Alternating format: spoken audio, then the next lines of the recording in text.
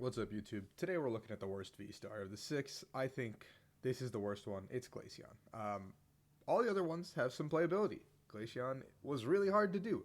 I spent a lot of time this morning sitting and thinking and trying to figure out how to make this guy work, and well, it's something. It's not great, but it's something. But if you guys enjoy this kind of content, obviously, please like, subscribe. It would help the channel a lot. Boost the algorithm. Let's beat it. Let's get up there, and let's get ready for Pokemon Live. I appreciate everyone who does all of that already and are watching my videos. Thank you so much, and let's jump into this Glaceon V-Star video.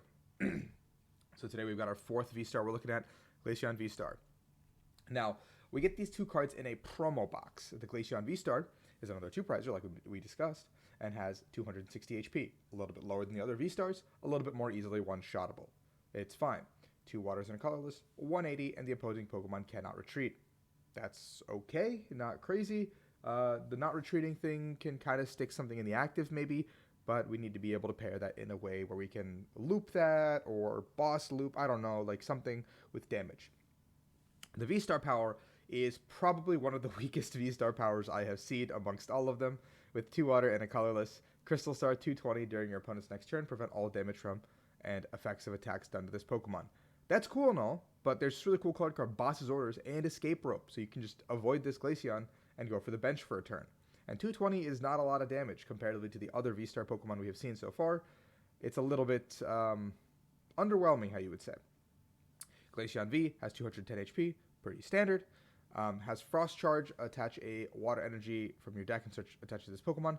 Powers up the V-Star pretty well if you go second, but also if you're going second, your 210 HP V Pokemon is probably not surviving.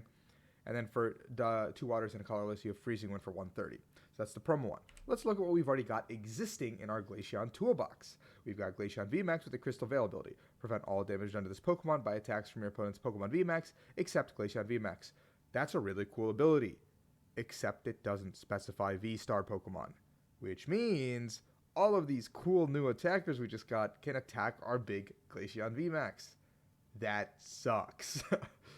And for water and a double colors, we have max icicle 150 and 30 to one of our opponent's bench Pokemon. That's a pretty reasonable amount of damage. With a choice helmet, we're hitting for 180, setting up snipes in perfect numbers. Even if we have a double turbo, 160 is enough damage to kind of set up a 2-shot on almost anything in the game.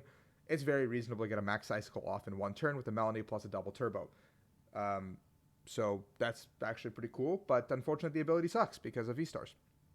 Glaceon V has a very cool ability with Frozen Awakening, which lets you search your deck for a card that evolves from this Pokemon and put it onto this Pokemon to evolve it. So going second, you can set up a Glaceon and kind of wall with it is the idea if they're playing VMAX Pokemon, but again, V-Stars. And then for water and double colors, you have Heavy Snow, discard a Stadium in play. Nothing to write home about, but with a double turbo and a Melanie, you can do 100 damage to clean up an attacker somewhere. Now here are some cards to pair with it. You got to play Melanie, I think. Like Melanie is kind of a staple in the deck. You can't really power any of the Glaceon pieces up in one turn without a Melanie. And so if you don't have that option, you kind of can't play the game. Inteleon is a pretty obvious choice to put in there because your damage output's so low, and you want to just kind of get those pings into play, kind of get the ball rolling, kind of actually do something without your turns feeling like they were wasted.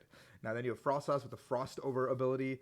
When you play this Pokemon from your hand to evolve, you can attach a water energy from your discard pile to one of your Pokemon. Another way to just accelerate energy onto the board. Glaceon V-Star does require 2 waters as opposed to the traditional the water and the double colors that we saw earlier. So having to be using maybe Frost Over plus a Melanie plus an attachment gets you to the V-Star. I know it's a very heavy commitment, and for what I don't know. Not for much. We're not doing it for much. It's very depressing. And then we're going to be playing cards like Crushing Hammer and Fan of Waves to kind of stick them into the active, make their game a little bit harder. If we're playing the V-Star, we can kind of stick them and make sure they can't retreat and just make it hard for them to play the game. You can't really pair Glaceon with any other like VMAXs or anything because I'll show you guys in a second. This is the first skeleton. No matter how hard I tried, this is the first skeleton list that I was able to pull up together, and it was 56 cards. The first way to play Glaceon VMAX, or V-Star, I guess, is with the Inteleon engine. You got to play this thick Inteleon engine because you want quick shooting Inteleon into play to kind of mitigate for the damage that you are missing. You want to be able to have all of these cards in play. You need to have your Melanie engine, your Marnies, your Boss, your Research, kind of get the draw going. You can play lower counts of supporters here just because you have the Inteleon engine. Quick Ball, Level Ball, Evo Incense, very staple across the board. You could play like a 1-up Ultra Ball, I guess, in here, but I feel like you don't actually want to discard that many resources in a Inteleon-based engine. One copy of Scoop Up Net to just kind of pivot something in the active. One copy of Snow Leaf Badge, which acts as your retreating card on your Glaceons, which is, you really only need to retreat one Glaceon, I feel like, ever. And if that becomes more of a problem, you can go with two of the Snow Leaf Badge and cut down probably one of the Ball Search cards or one of the supporter cards. Maybe even the third Inteleon per se. You get the Choice Helmet to add some more damage, and then you have Galar Mine to kind of stick your opponents in a little bit of a riskier spot, make them play a little bit differently, and you can kind of keep max icicling and playing the game the way you want to, because retreat cost doesn't really make a difference for you, and there honestly isn't a better stadium. With 6 water and 1 capacious bucket, finding energy shouldn't be very difficult, and with 3 double turbo energies, you should be able to naturally draw into those somewhere along the line. Now, with a 56 card list, here is my 60 card list for the Inteleon version of the Glaceon VMAX deck. Now, I am playing the Luminion because I feel like in almost every deck you should not be, like, you should almost always be playing the Luminion, just because it is such a free search card off of a quick ball. It gets you a supporter, it gets you out of a bad situation. It's just a bad starter in general, but this deck has 4, 7, 8, 9 starters, and you have 2 bad starters out of all of those. I think I'll take those odds any day. I cut the Galar Mines down to 2 because we're only playing 1 Snow Leaf Badge and added a Rugged Mountains. I still don't know what the actual name is, but the Rugged Mountain seems about right, giving us a way to bump the Luminion or Crobat off of our bench, or just bump a damaged Glaceon off of our bench and just kind of keep playing the game the way we want to.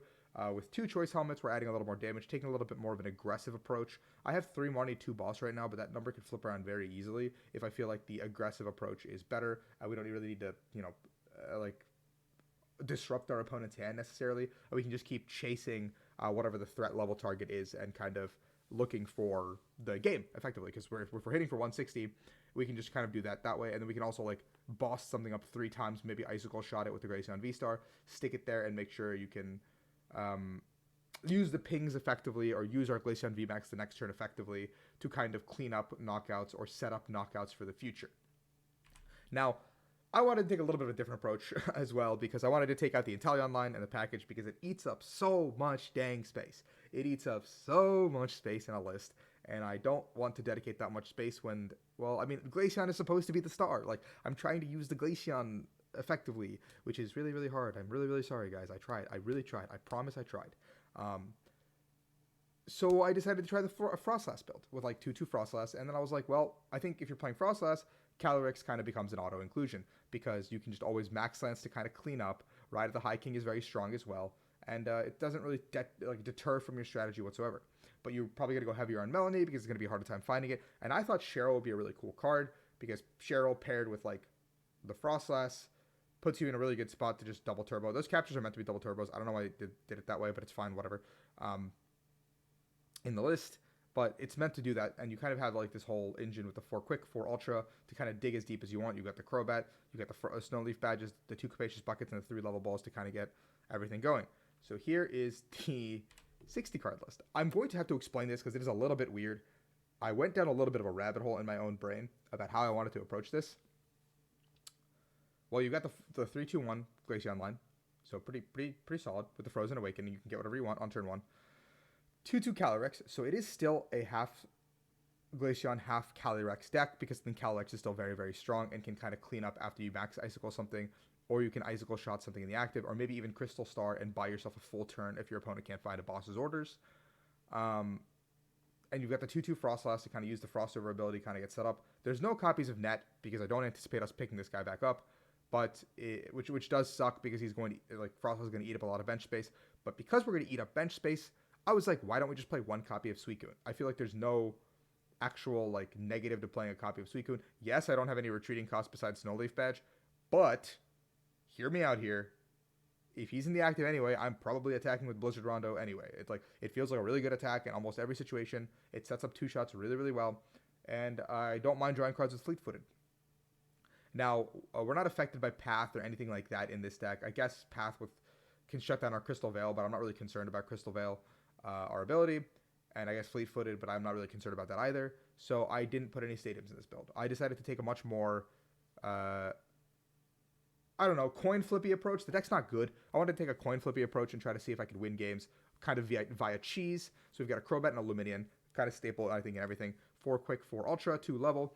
And now we've got here the little fun cards. We've got the 2 Cheryl that I've already introduced before, but I've got 2 Flannery. Now Flannery lets you discard a special energy, I believe, a stadium, and I think that's it. I don't remember if there's more, but I think that those are the 2 things that I cared about. So you get a special energy off the board, and you get to get rid of a stadium. And so if there's a stadium that's actually like hurting us, we can get rid of it as well. And then we can use our 4 copies of good old Crushing Hammer to kind of buy time. Use that very effectively. We've got 2 Fan of Waves as well. So we have 8 energy disruption cards, as well as just a bunch of cards that just do damage to set up for 2 shots. And while it's not the most reliable list whatsoever, it is fun. And I tried. I tried to make Glaceon work. I promise. I put a lot of time into trying to make it work, but I can't. I can't go any longer. This is Glaceon for you guys. And if you try it at your own risk. I will say that. Try it sparingly. And if it doesn't work, don't blame me. I got nothing for you. We got 2 more VSTARs left. Whimsicott, and I still forget the last one. I keep forgetting the last one. What is wrong with me? Shaman. Yeah, Whimsicott and Shaman are the last 2 that we have left. So leave in the comments which we want to see next week to start our week off. And I will also be trying to do some webcam battles. Let me know in the comments below what decks you want to see me play, and I will let you guys know if I can get those built and playing against some other content creators. So it'll be a little bit fun for you guys to watch. So thank you so much. I will peace out, and remember to like, subscribe, you know the whole dealio. Bye-bye.